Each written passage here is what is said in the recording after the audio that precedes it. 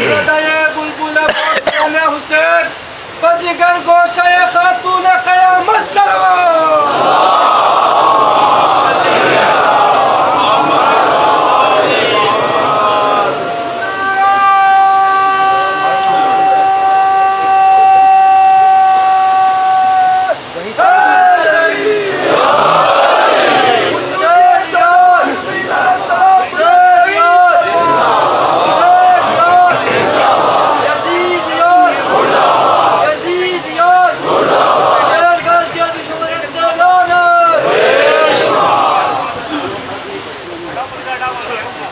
فاتحہ۔ بسم اللہ الرحمن الرحیم الرحمن الرحیم مالک یوم الدین ایاک نستعین اهدنا الصراط المستقیم صراط الذین انعمت علیہم غیر المغضوب علیہم صل علی محمد۔ اعوذ باللہ من الشیطان الرجیم بسم اللہ الرحمن الرحیم الحمد للہ الذی لا یبلغ مدحته القائلون ولا يحصي نعماءه العادون ولا يعدي حقه المجتهدون الذي ليس لصفته حد محدود ولا نعت موجود ولا وقت معدود ولا أجل ممدود فطر الخلائق بقدرته ونشر الرياح برحمته الصلاة والسلام على الرسول المسدد المصطفى العمجد المحمود الأحمد سيدنا ومولانا ومولى الكونين جد الحسن والحسين عاني والقاسم محمد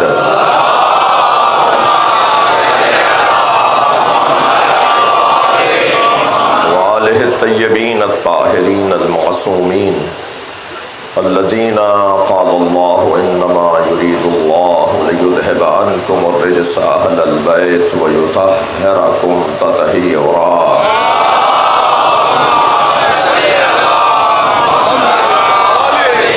ولعنة الله على أعدائهم أجمعين من يوم عداوتهم إلى قيام يوم الدين أما بعد قال الحكيم في قرآن الكريم بسم الله الرحمن الرحيم وإذ ابتلى إبراهيم ربه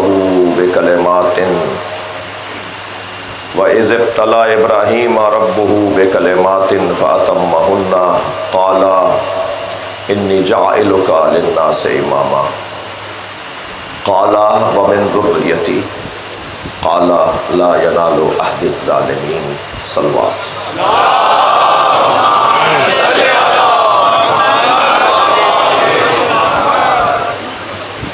سورہ مبارکہ بقرہ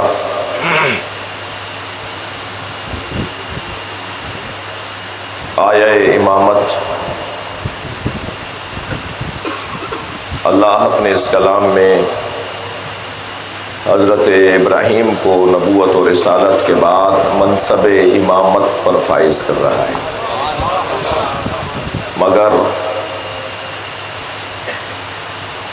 اللہ حضرت ابراہیم سے امتحان لے کر، آزمائش لے کر اس منصب پر فائز کر رہا ہے۔ وہ کلمات کہ جن کی آزمائش حضرت ابراہیم نے دی، وہ زمین برداشت نہیں کر پائی، وہ آسمان برداشت نہیں کر پایا، وہ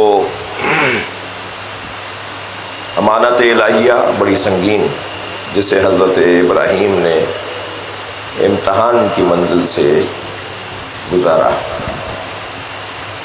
أَلَمْ تَرَ كَيْفَ ضَرَبَ اللَّهُ مَثَلًا كَلِمَةً طَيِّبَةً كَشَجَرَةٍ طَيِّبَةٍ، وہ کلمہ طیبہ، وہ شجرہ طیبہ، وہ بکلمات، اس کی تفصیل اور اس پر گفتگو ایک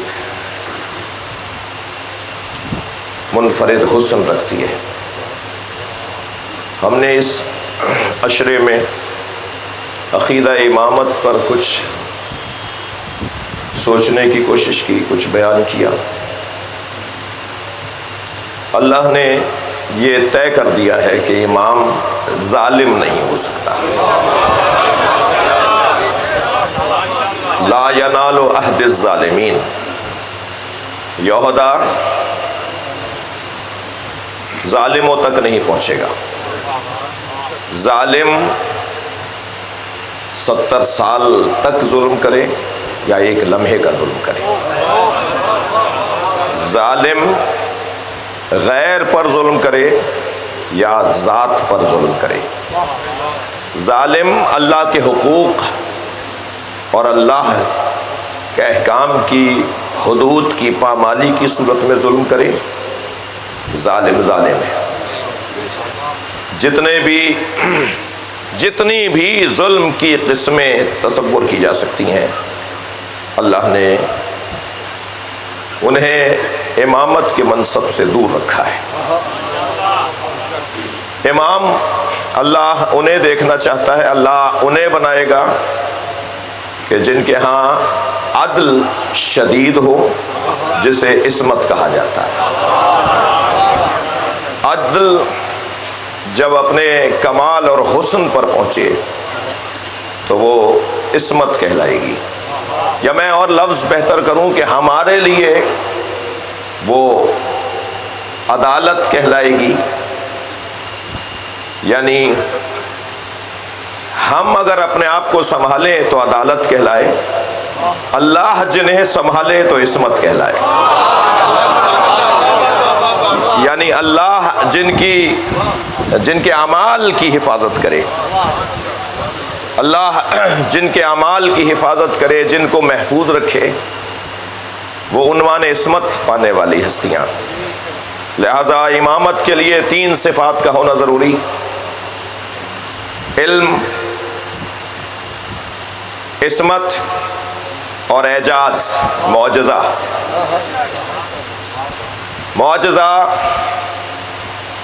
بزرگ علماء کی تعلیمات اور علمی مباحث کو دیکھنے کے بعد عرض کر رہا ہوں کہ جیسے صفت نبی ہے ایسے صفت امام بھی ہے۔ یہ 3 صفات کے حامل کو اللہ امامت عطا کرتا ہے۔ بحث بہت سے ضمنی موضوعات پر گفتگو ہو چکی ہے، جو مسلسل اپنی زیارت سے ہمیں شرف یاب کرتے رہے وہ مستحضر ہیں۔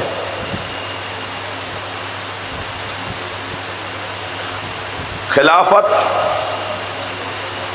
جزو امامت ہے۔ امور مسلمین اور تدبیر مخلوق اگر خلافت کا عنوان ہے تو خلافت ایک امامت کا حصہ ہے، اور اگر خلافت بمعنی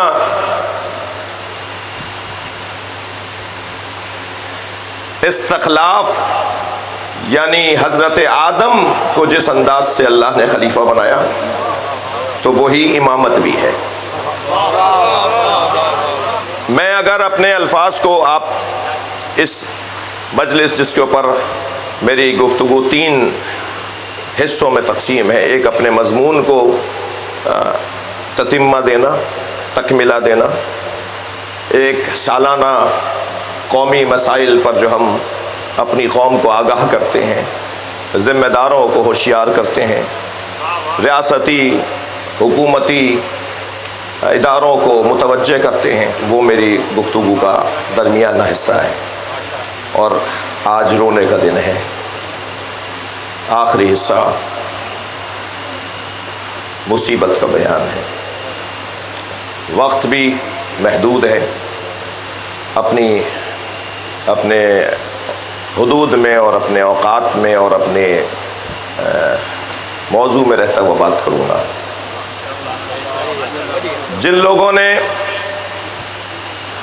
نبی کی جگہ کسی کو تصور کیا،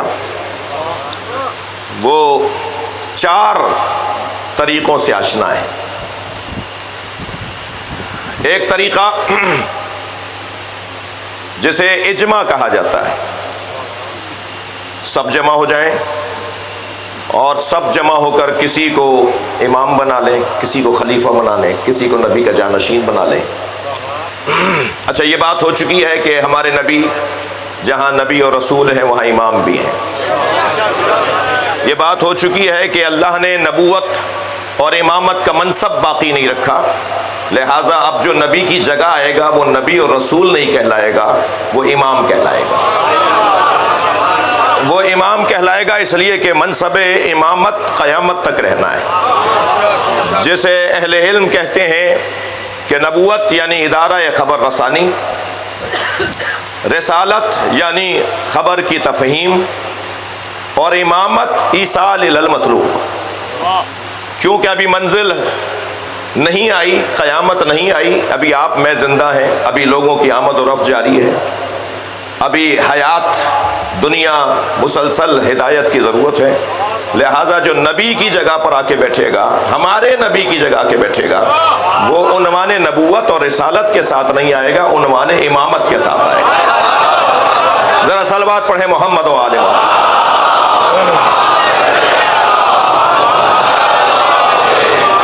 تو اب جو بھی نبی کی جگہ آئے وہ امام، اور اب امامت کا عنوان 4 طریقوں سے لوگوں نے تصور کیا ہے۔ ایک تصور ہے کہ کیسے امام بنائے، وہ تصور اجماع کا تصور، لوگ جمع ہو جائیں، اہل حل و عقد جمع ہو جائیں اور امام بنا لیں۔ تو اس پر صرف ایک ہی جملہ کہوں گا، جی وہ اجماع ہی کیا جس میں علی نہ ہو۔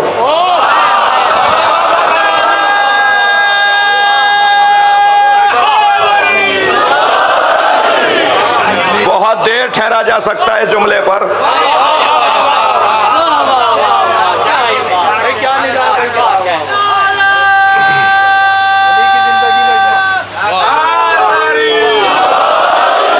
آپ مضمون سے آگاہ اور آشنا ہیں۔ دوسرا عنوان استخلاف، یعنی کوئی شخصیت، توجہ، کوئی شخصیت جاتے ہوئے اپنے بعد کسی کو اپنا جانشین بنائے۔ اس عنوان سے اور اس انداز سے امت آشنا ہے۔ میں اس عنوان پر صرف ایک جملہ کہوں گا کہ جس شخصیت کو اپنے بعد امت کا احساس ہو،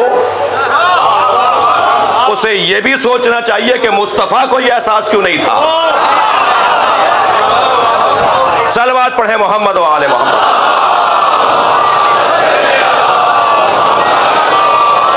بھائی بڑی احتیاط کے ساتھ ان منزلوں کو گزار رہا ہوں۔ آپ محسوس کریں گے کہ یہ دوسرا عنوان ہے جسے امت نے استخلاف کہا۔ تیسرا عنوان اجماع، معاف کیجئے شورا۔ پہلا عنوان اجماع، دوسرا عنوان استخلاف، تیسرا عنوان شورا۔ مشورے سے کرتے ہیں، طے کر لیتے ہیں مشورہ کر کے۔ عزیزو، یہ تیسرا عنوان تاریخ کا حسین باب ہے۔ میں جس اینک سے اس باب کو دیکھ رہا ہوں وہ حسین ہے۔ جس اینک سے میں دیکھ رہا ہوں، پہلی مرتبہ، توجہ، علی نے آستینے چڑھا کر اپنے فضائل پڑھے۔ سلامات پڑھیں محمد و آل محمد۔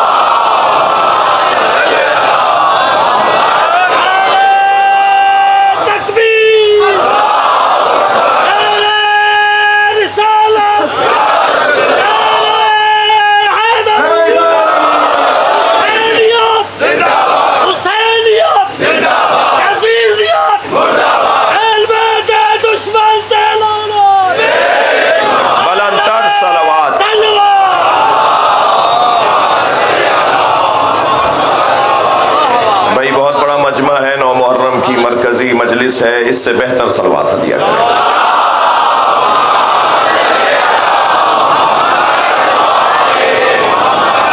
شورا،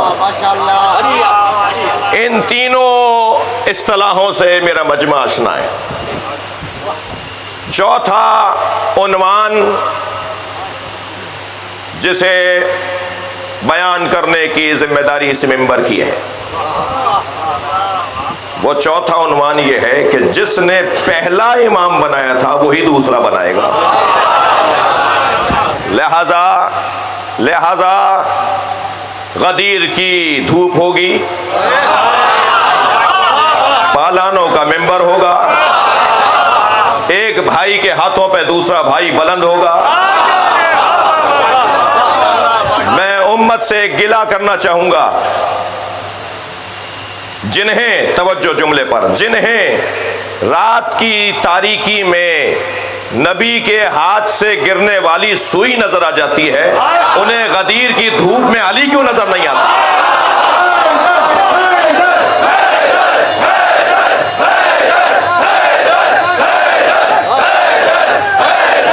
بلند تر صلوات۔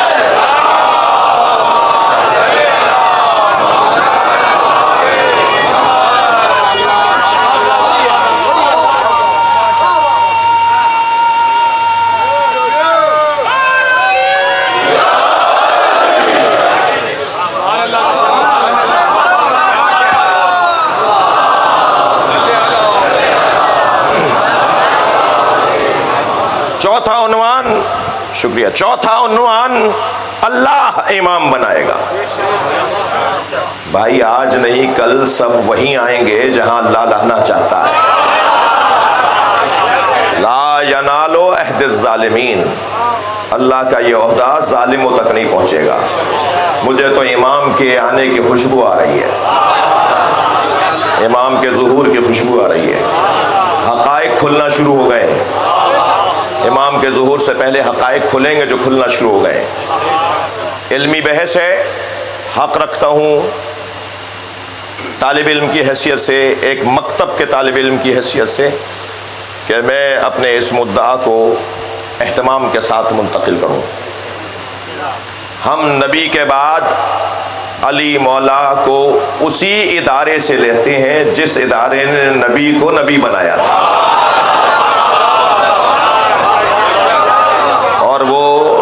اور وہ اللہ کا وجود، وہ اللہ کا وجود۔ ان لم تفعل فما بلغت رسالتہ، اگر میرے حبیب آپ نے یہ کام نہیں کیا، فعل کی بات ہو رہی ہے، ان لم تقل نہیں کہا اللہ نے، اگر آپ نے نہیں بولا، صرف بولنے کی بات نہیں ہے، ہاتھوں میں اٹھا کے دکھائیں، سارے مجمع سے بیعت لیں، کوئی جانے نہ پائے۔ اہتمام تو دیکھیے علی کی ولایت کا، اہتمام تو دیکھیے امامت مولا کائنات کا، جو آگے چلے گئے انہیں واپس بلاؤ۔ میں یہاں ایک جملہ کہوں، وہ کون لوگ تھے جو نبی سے آگے چلے گئے تھے؟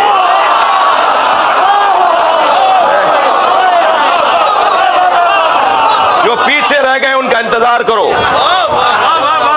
اور غدیر کے میدان میں میرے مولا نے اہتمام کے ساتھ، انتظام کے ساتھ، علماء کرام تشریف فرمائے، اہل دقت بیٹھے، پورے قرآن میں صیغہ بلغ ایک ہی دفعہ آیا ہے، تبلیغ کرو۔ اس خاندان کے الفاظ آئے ہیں، یبلغون آیا ہے، دعوت کا لفظ آیا ہے جی، لیکن لفظ صیغہ امر بلغ، پہنچا دو نہیں، تبلیغ کرو۔ مجھے تبلیغ سے غرض ہے۔ اس لفظ کی حسن کے اوپر جائیے گا، پورے قرآن میں اللہ نے ایک ہی جگہ کہا ہے تبلیغ کرو، اور وہ بھی ولایت علی کی۔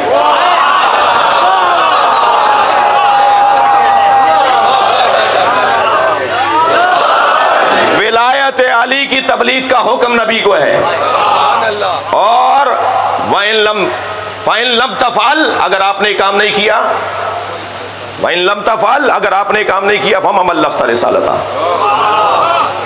جی، نبی کی عمر مبارک، سن مبارک، نبوی حیات 63 برس کی ہے، میں 23 برس کا قائل نہیں ہوں۔ یہ مجمع 23 برس کا قائل نہیں ہے، ہم 40 سال کے بعد نبی ہونے کے قائل نہیں ہیں، ہم تو اس وقت بھی نبی مانتے ہیں جب آدم نہیں تھے۔ الحمدللہ۔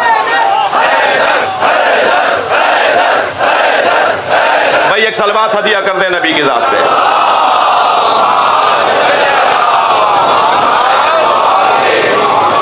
جی نبی مکرم کی 63 برس کی زندگی اور نبوت کتنے برس کی ہے؟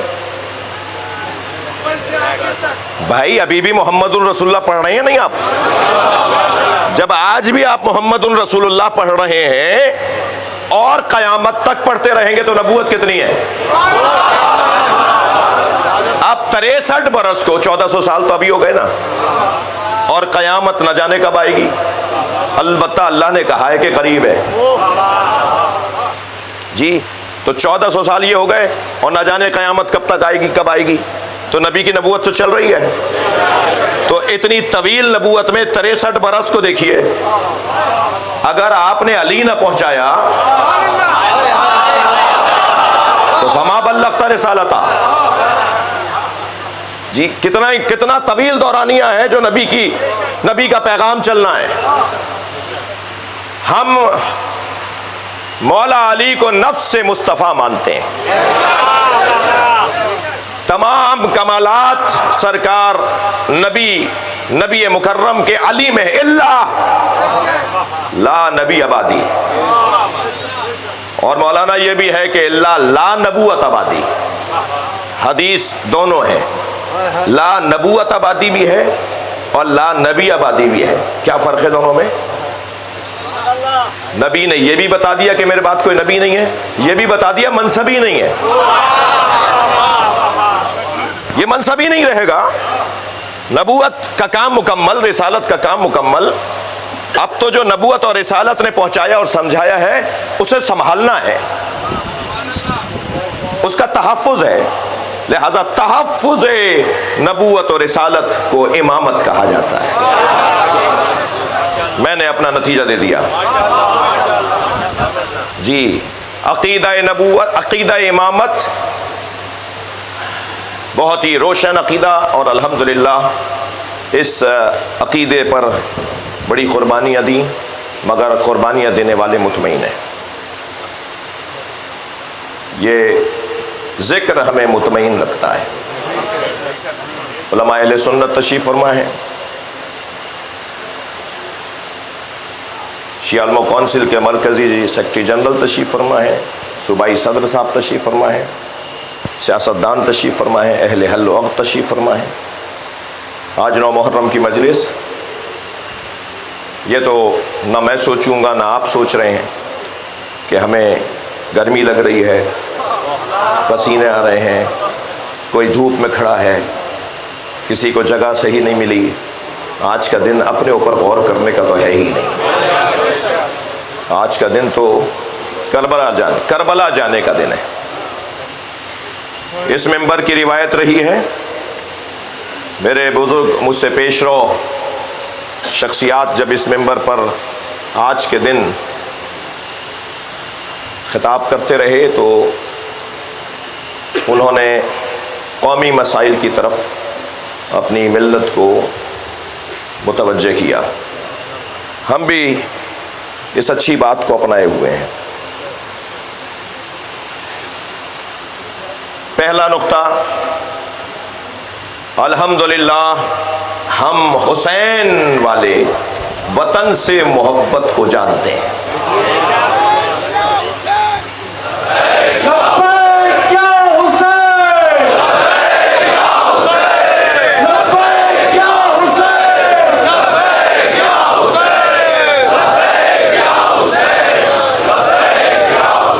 بھائی پھر صلوات پڑھوا کے روکا بھی کریں نا۔ محمد آل محمد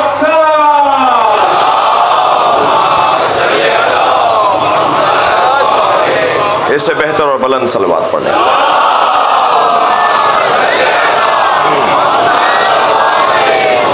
ہم اپنے وطن سے پیار کرتے ہیں، اس کی خاطر مرنے کو تیار ہیں اور اسے ترقی کرتا ہوا دیکھنا چاہتے ہیں۔ اپنی ساری صلاحیتوں کو، اپنی تمام توانائیوں کو اپنے وطن کی خاطر ماضی میں بھی اور اب بھی اور آئندہ بھی حاضر رکھیں گے، اور ہم کسی بھی قربانی سے دریغ نہیں کریں گے، اور تاریخ بھی ہماری یہی ہے۔ اس پہلے نقطے پر ایک جملہ کہہ کے دوسرے نقطے کی طرف آؤں گا۔ ہم وطن سے وفاداری اور حسین کی عزاداری پہ یقین رکھتے ہیں۔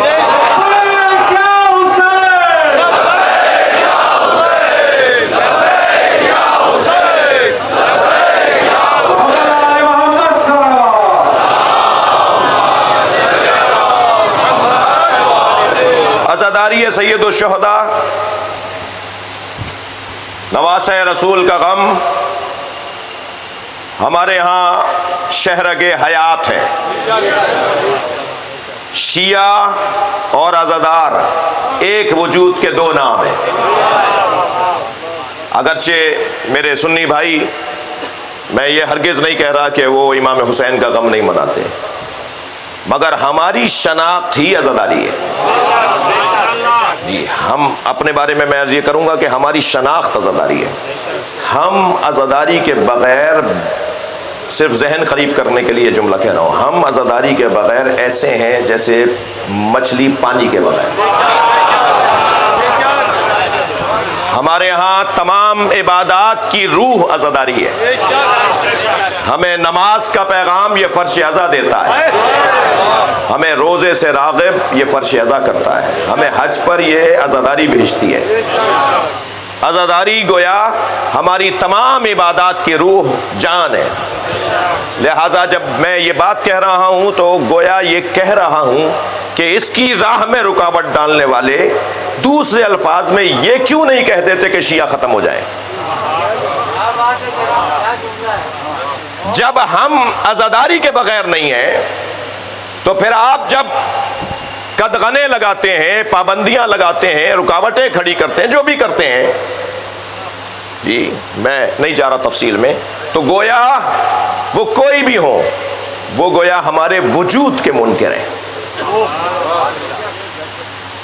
لہذا اپیل کروں گا، اور اس بات کو ہم اس حق سے ہاتھ نہیں اٹھائیں گے، اور یہ ہمارا شہری، قانونی، انسانی حق ہے۔ تیسرا نقطہ، اس ملک میں خاص طور پر پنجاب میں پولیس انتظامیہ کی جانب سے ظالم و مظلوم، قاتل و مقتول، جابر و مجبور، دونوں کو ایک نگاہ سے دیکھا گیا ہے، 4th شیڈول کی صورت میں۔ شہری معتبر لوگ مختلف شہروں کے، خاص طور پہ پنجاب میں مختلف شہروں کے بزرگ شخصیات، صرف اس بنیاد پر کہ وہ اس شہر میں فعال ہیں، خدمت گزار ہیں، کام آتے ہیں لوگوں کے، ہر جگہ نظر آ رہے ہوتے ہیں، انہیں اس ٹائٹل کے تحت، اس عنوان کے تحت ڈال کر ان کے ساتھ توہین آمیز رویہ، بدسلوکی اور ہتک آمیز انداز، یہ قابل مذمت ہے۔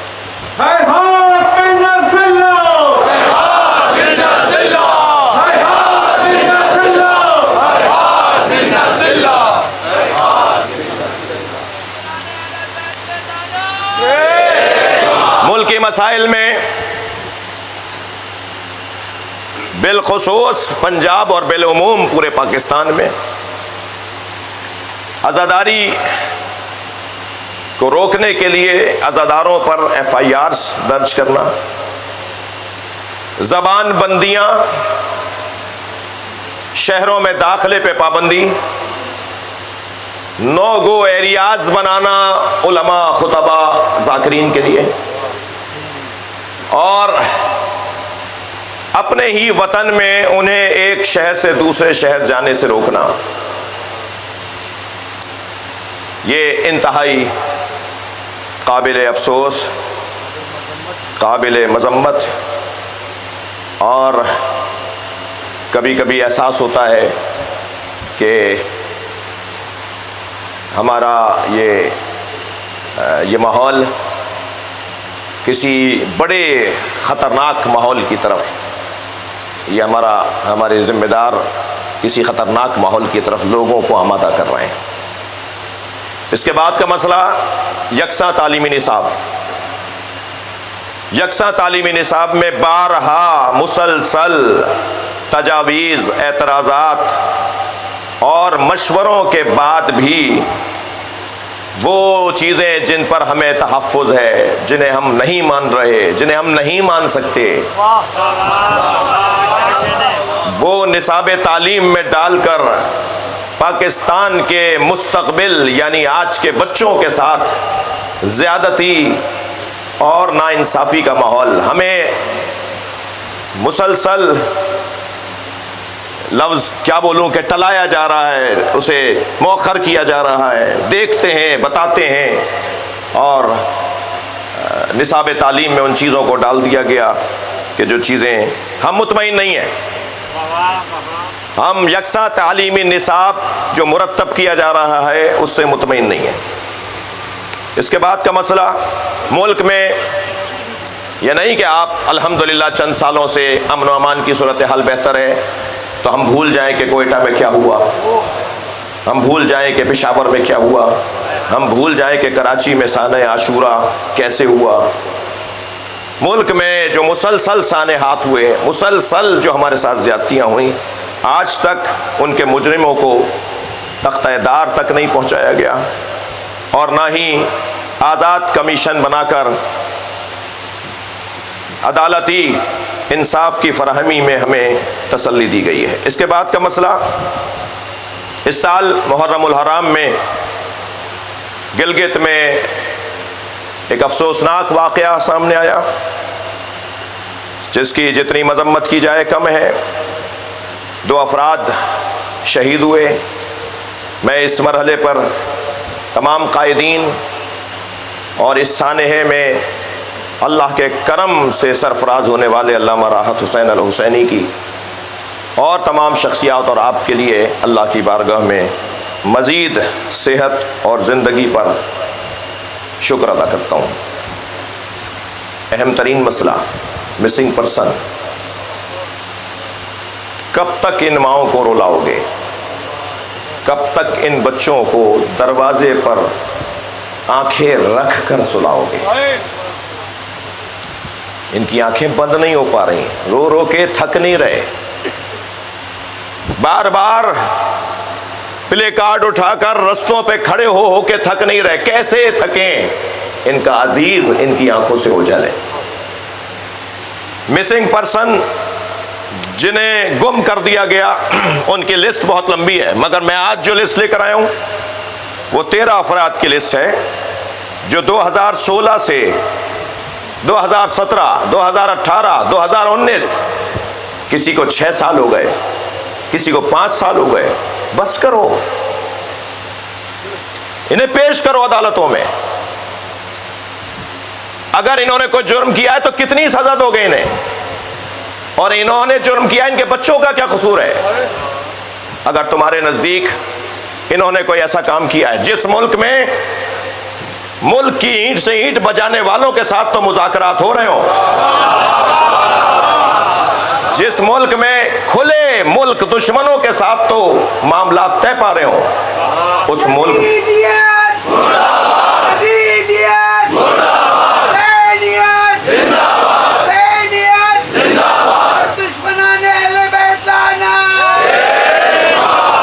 مسنگ پرسن کے یہ 13 نام اگر کوئی ذمہ دار مجھ سے چاہے گا تو ہم انہیں دیں گے۔ میں شخصیات سے جو یہاں تشریف فرما ہیں، میری مراد صرف جو مجھے نظر آ رہی ہیں وہ نہیں، ایک بڑی تعداد شخصیات کی ہے جو کسی کونے میں کھڑے ہو کے مجلس سن رہی ہے۔ میں ان سے بھی گزارش کروں گا کہ اپنا حصہ ڈالیے، اس میں بات کیجئے ان افراد سے، ان ذمہ داروں سے، اور سب کو پتا ہے کس سے بات کرنی ہے۔ جی ان سے بات کیجئے، ان کو انصاف فراہم کیجئے۔ مسنگ پرسن کا مسئلہ، جو حقائق ہیں جو بھی انہوں نے مثلاً کچھ کیا ہے تو وہ سب کے سامنے لے آئیے۔ اس کے بعد کا مسئلہ زیارت پالیسی۔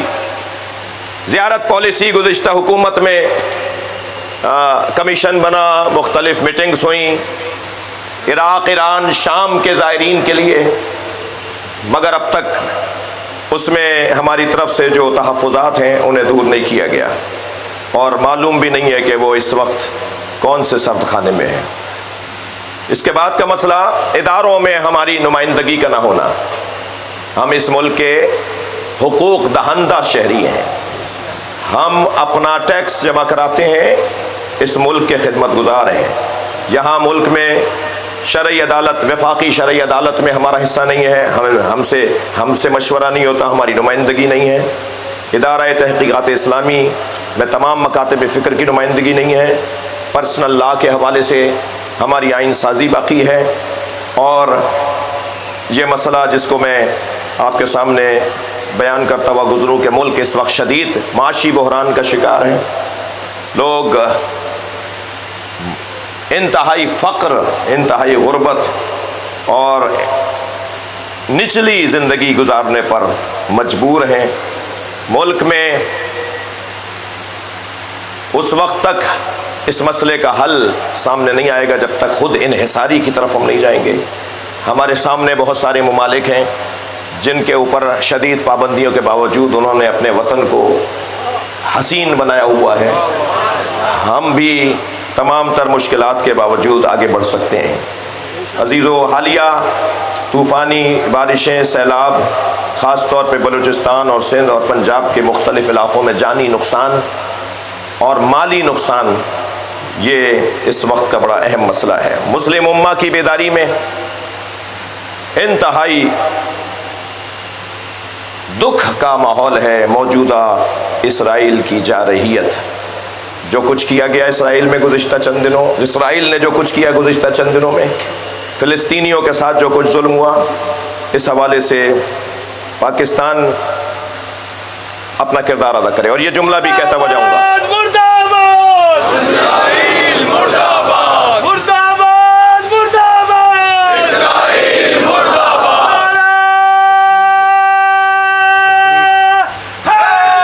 بھائی لکھا ہوا ہے، لکھا ہوا ہے۔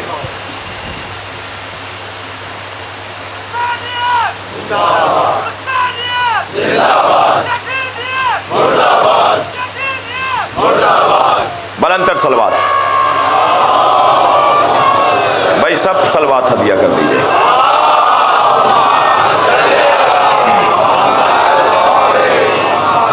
اسرائیل کا ظلم، قبلہ اول کی آزادی، ہمارا وہی عقیدہ ہے جو قائد اعظم محمد علی جناح کا عقیدہ تھا۔ قائد اعظم اسرائیل کو ایک جارح، غاصب حکومت بولتے رہے۔ علامہ اقبال نے اسرائیل کے وجود کا انکار کیا۔ ہم فلسطینیوں کے ساتھ کھڑے ہیں اور اسرائیل کے کھلے مخالف ہیں۔ پاکستان میں بار بار بہانے سے اسرائیل کو تسلیم کرنے کی باتیں یہ مجمع تسلیم نہیں کرتا۔ مرد آباد، مرد آباد، اسرائیل مرد آباد، مرد آباد، مرد آباد، اسرائیل مرد آباد، منظور، اسرائیل منظور۔ معصوم کشمیریوں کے ساتھ جو بھارت کا رویہ ہے وہ ہمیں مظلوموں کی حمایت کے تقاضے کے مطابق اس منبر سے پاکستان کی حکومت، ریاست، ذمہ داروں سے اپیل کرتا ہے یہ مجمع کہ فلسطینیوں، کشمیریوں کا ساتھ دیں اور بھارت کے ساتھ کسی طور بھی کشمیر پہ سودا نہ کریں۔ اسی طرح لبنان، یمن، ان سارے ممالک میں جو زیادتیاں ہیں ان پر ہم اپنی توجہ کا اظہار کر رہے ہیں۔ فوجی افسران کا ہیلی کاپٹر جو گرا، ان شہید ہو جانے والوں کے لیے دعا گو ہیں اور پاک فوج کے اس غم میں ان کے ساتھ شریک ہیں۔ کابل کا دھماکہ پچھلے دنوں، جو عزاداروں کے ساتھ ہوا افغانستان میں، پاکستان کی موجودہ سیاسی پالیسی نامناسب ہے۔ جو کچھ پاکستان کی طرف سے افغانستان کے لیے پالیسی بنائی گئی ہے ہم اس سے مطمئن نہیں ہیں۔ کچھ ضمنی مسائل ہیں، میں صرف ان کی طرف اشارہ کروں گا۔ کراچی میں ایک اہل بیت کے چاہنے والوں کی آبادی پر قبضہ ہوا ہے، رضویہ فیز 3۔ متوجہ کر رہا ہوں کہ بس کرو، اور ان غریب لوگوں کے جنہوں نے جوڑ جوڑ کر وہ اپنے لیے پلاٹ لیے، ان کے ساتھ زیادتی بند کرو۔ دعا زہرا جیسی بچی کے مسئلوں کو حل کرو، اور پاکستان میں اقدار اور خلاقیات کو پروان چڑھاؤ۔ یہ ذکر انسانیت کا ذکر ہے۔ کربلا میں نماز پڑھنے سے نہیں روکا جا رہا تھا، ہاں نماز سے افضل عبادت ان قبلت قبل ما سوا و ان ردت رد ما سوا، مگر کربلا میں مسئلہ انسانی قدروں کا ہے۔ پیاسا مار دیا، چھوٹے چھوٹے بچوں کو خوف زدہ کیا،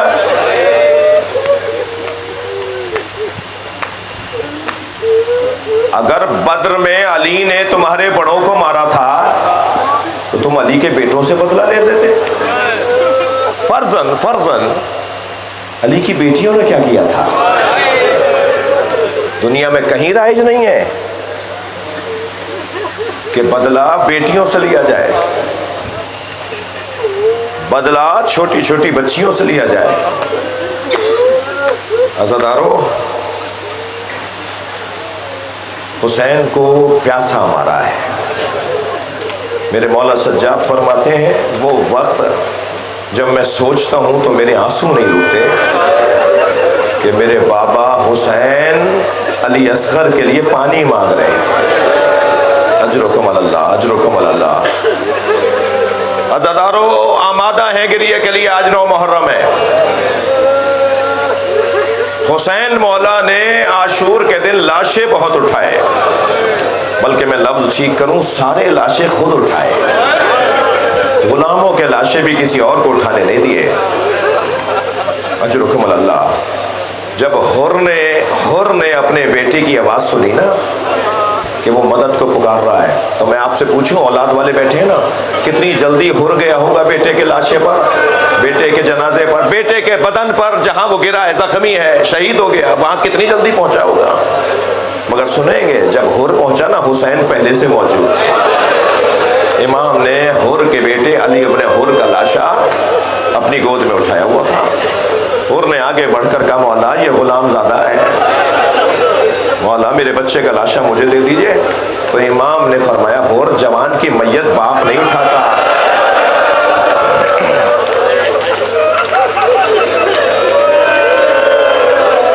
اجرکم اللہ۔ اللہ آپ کو کسی غم میں نہ رلائے۔ وقت کم ضرور ہے مگر مجھے جلدی نہیں ہے۔ بعض اوقات رونے کے لیے ایک جملہ کافی ہوتا ہے۔ میں آدھا گھنٹہ مسائل پڑھوں یا ایک جملہ کہہ دوں جس پر آپ گھر تک روتے جائیں۔ کربلا میں حرم امام حسین میں آیت اللہ شیرازی صاحب فتوائے تمباکو وہ مصائب سن رہے تھے اور ذاکر جلدی جلدی پڑھ رہا تھا، تو انہوں نے روتے ہوئے کہا، آہستہ آہستہ پڑھو، ہمیں رونے دو، ہمیں حسین پر گریہ کرنے دو۔ اور پھر اس نے ایک جملہ کہا جس پر وہ چیخیں مار کے روئے، اور کہتے ہیں 3 گھنٹے بے ہوش رہے۔ وہ جملہ سنیں گے کیا تھا؟ ذاکر نے کہا آواز دی گئی زینب کو دربار میں لایا جائے۔ اجرکم اللہ۔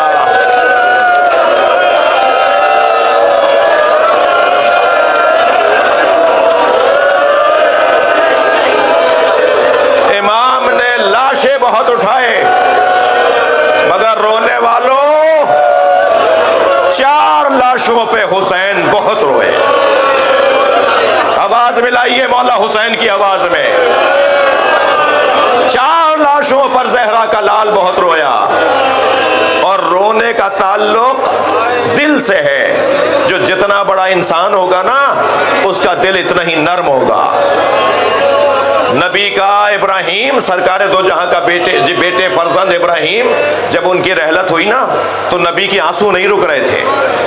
نبی کی ایک زوجہ نے کہا یا رسول اللہ یہ تو بہت بڑی عمر کا نہیں تھا، آپ اتنا کیوں رو رہے ہیں؟ تو فرمانے لگے مجھے رونا آ رہا ہے۔ اس کا کوئی جواب نہیں ہے کہ کیوں رو رہے ہو، اس کی کوئی علت نہیں ہوتی کہ کیوں رو رہے ہو۔ جو جتنا بڑا انسان ہوگا اس کا دل اتنا ہی نرم ہوگا۔ پہلا لاشا جس پہ حسین بہت روئے وہ قاسم کا لاشا، یتیم بھتیجے کا لاشا، اپنے بھائی حسن کی نشانی کا لاشا۔ دوسرے لاشے کا نام سنیں گے، وہ لاشا وہ ہے جسے حسین اٹھا کے نہ لائے۔ مولا میرا لاشا خیمے نہ لے جائیے گا، اجر و کمال اللہ آوازوں کو آزاد کریں گے۔ جب آپ ایسے روتے ہیں نا جناب امام جعفر صادق دعا دیتے ہیں، امام محمد باقر رونے والوں کے لیے ہاتھ اٹھا کے دعا کرتے ہیں، امام رضا آرزو کرتے ہیں کہ رو کیوں نہیں رہے۔ وہ لاشا مولا میرا لاشا خیمے نہ لے جائیے گا۔ امام کو کیوں مولا عباس نے فرمایا میرا لاشا خیمے نہ لے جائیے گا؟ 2 علتیں سنیں گے۔ ایک علت تو یہ تھی جس کی کمر ٹوٹ گئی ہو وہ لاشا کیسے اٹھائے گا، اور دوسری علت یہ تھی کہ جب حسین کا لاشا خیمے میں نہیں جائے گا تو سکینہ کو سہارا ہوگا کہ بابا نہ آئے تو چچا بھی نہیں آئے۔ اجرکم اللہ۔ تیسرا لاشا میرے بیان میں تیسرا لاشا، ورنہ کربلا کا آخری لاشا ہے جو حسین نے پھر اس کے بعد کوئی لاشا نہیں اٹھایا۔ اور رونے والوں جملہ کہہ دوں، اس آخری لاشے کے بعد جسے میں پہلے تیسرے مرحلے پہ بیان کر رہا ہوں، اس کے بعد حسین کا لاشا رہا جو کوئی لے کر نہیں آیا۔ حسین کا لاشا کوئی نہیں لا سکا۔ وہ تیسرا لاشا جس پہ امام حسین بہت رو رہے ہیں نا، وہ چھوٹا بہت تھا مگر حسین سے اٹھتا نہیں تھا۔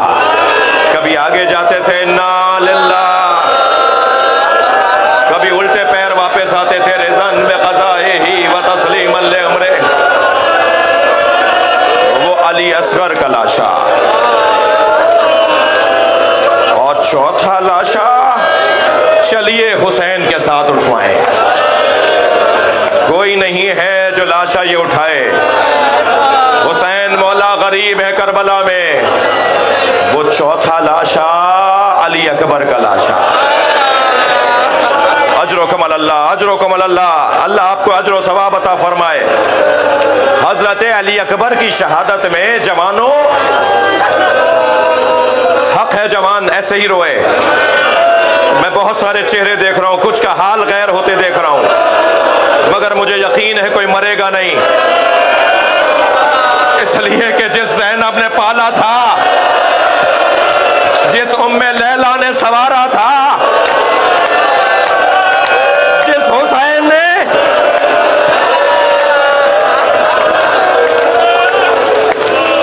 اجر و کمال اللہ۔ حضرت علی اکبر کی شہادت میں کچھ امتیازات ہیں۔ ایک امتیاز حضرت علی اکبر کی شہادت کا یہ ہے کہ فرمایا علی اکبر جاؤ اپنی ماں بہنوں سے اجازت لو، بیویوں سے جا کے اجازت لو۔ کسی مجاہد کو امام نے خیموں میں نہیں بھیجا کہ جاؤ خیمے میں جاؤ، بہنوں سے اجازت لو۔ اس ماں سے لو اجازت جس نے پالا ہے، اس پھوپھی کو بھلا نہ دینا۔ اور دیکھو 4 سالہ بہن بھی یاد کر رہی ہے، جاؤ سکینہ سے جا کے اجازت لو۔ اور علی اکبر علیہ السلام نے خیموں کے درمیان کھڑے ہو کے سلام کیا، اور سلام کرتے ہوئے ایک جملہ کہا یہ آخری سلام ہے۔ ساری بیویاں خیموں سے باہر آئیں، ایک بڑے خیمے میں علی اکبر کو لے گئیں۔ کوئی ہاتھ پکڑ کے بات کر رہا ہے، کوئی شانے پہ ہاتھ رکھ کے بات کر رہا ہے، کوئی پیشانی کا بوسہ دے رہا ہے۔ اللہ علامہ ذیشان حیدر جوادی کے درجات بلند فرمائے. وہ فرمانے لگے ایک بی بی دامن پکڑے کھڑی ہے, پھر خود ہی رو کے کہنے لگے وہ چھوٹی بی بی ہے. ارحم غربتنا, علی اکبر ہماری غربت پہ رحم کرو.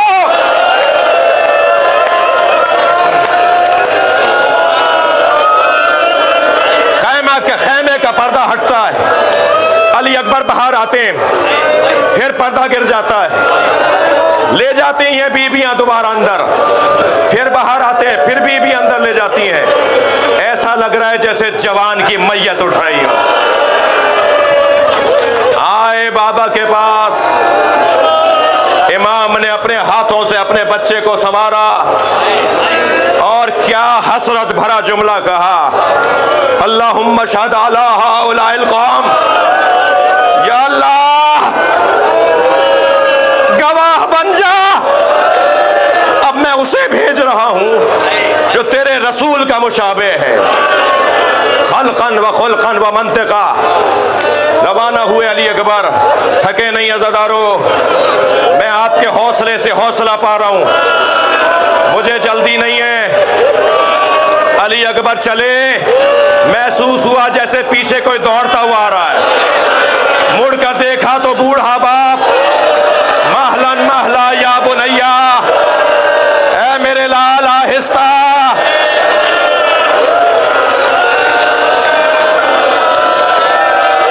علی اکبر میدان میں پہنچے, جناب فضہ کو بلا کر امام حسین نے کہا اماں, اولاد کے حق میں ماں کی دعا کا خاص اثر ہے. اب یہ دوسرا امتیاز حضرت علی اکبر کا, اماں جا کے ام لیلا سے کہو کہ دعا کرے ایک دفعہ اور علی اکبر کو دیکھ لوں. اب جناب ام لیلا خیمے میں مصلی پہ کھڑی ہیں, سر پہ قرآن رکھا ہوا ہے. اے یعقوب سے یوسف کو ملانے والے, میرا یوسف مجھے ایک دفعہ اور دکھا دے. ابھی ام لیلا کی دعا مکمل نہیں ہوئی تھی کہ علی اکبر کے تکبیر کی آواز آئی. ماں در خیمہ پر گئی تو کیا دیکھا, علی اکبر بابا سے بات کر رہے ہیں, اور بات یہ کر رہے ہیں بابا چند گھونٹ پانی کے مل جاتے تو میں بتاتا کس کا پوتا ہوں, میں دشمن کو بتاتا کس حسین کا بچہ ہوں. اب ماں اس منظر کو دیکھ رہی ہے. شاعر نے اسے 4 مصروں میں نظم کیا ہے. شاعر کہتا ہے شدت پیاس سے اکبر نے پلٹ کر دیکھا. ماں خیمے کے دروازے سے دیکھ رہی ہے. شاعر کہتا ہے شدت پیاس سے اکبر نے پلٹ کر دیکھا, اور ماں نے خیمے کی تنابوں سے لپٹ کر دیکھا. کتنی مجبور تھی ساقی کوثر کی بہو, کتنی مجبور تھی. مجلس ختم کر رہا ہوں.